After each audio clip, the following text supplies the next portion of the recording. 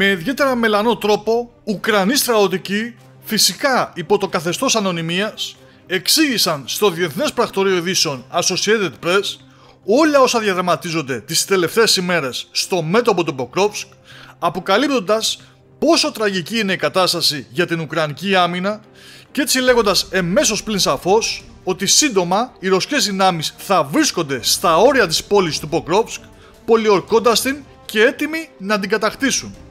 Και αυτό γιατί, όπως είπαν στο Associated Press, υπάρχει τεράστιο πρόβλημα με την ελλειπής εκπαίδευση που έχουν οι νεοσύλλεκτοι Ουκρανοί στρατιώτες που έχουν σταλεί σε αυτό το μέτωπο σε σημείο τέτοιο που να μην μπορούν καν να λύσουν και να δέσουν το όπλο τους. Αλλά δεν είναι μόνο αυτό, καθώς αρκετοί από αυτούς τους νεοσύλλεκτους στην πρώτη ομοβροντιά των ρωσικών πυροβόλων όπλων, ακόμα και αν πρόκειται για μερικές ρήψεις οβίδων, αφήνουν τις θέσεις τους και τρέπονται σε φυγή.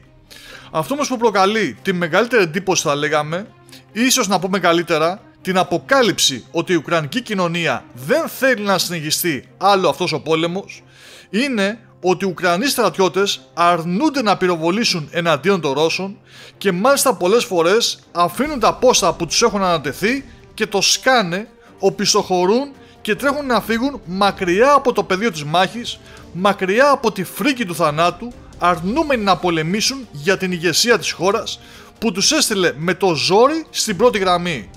Αυτή η ζωφερή κατάσταση στις τάξεις των Ουκρανικών όπλων δυνάμεων, σε συνδυασμό με τη ρωσική υπεροχή σε πυρομαχικά, αλλά επίσης και στους ουρανούς της Ουκρανίας, είναι αυτό που είπαν οι Ουκρανοί στρατιωτικοί πως είναι ο λόγος που καταρρέει το μέτωπο στο Ποκρόβσκ.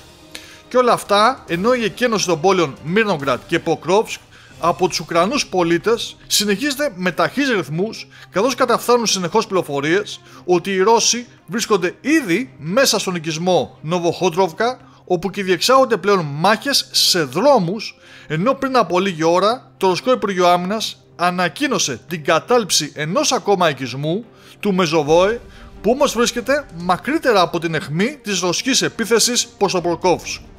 Ανεπαρκής εκπαίδευση λοιπόν, εγκαταλείπουν εύκολα τις θέσεις τους οι νεοσύλλεκτοι και γενικά ένα χάος που, όπως όλα δείχνουν, θα συντελέσει στην τεράστια απώλεια για τους Ουκρανούς μιας στρατηγικής σημασίας πόλης που σίγουρα θα επηρεάσει τις μελλοντικές εξελίξεις στα μέτωπα του Ντομπάς.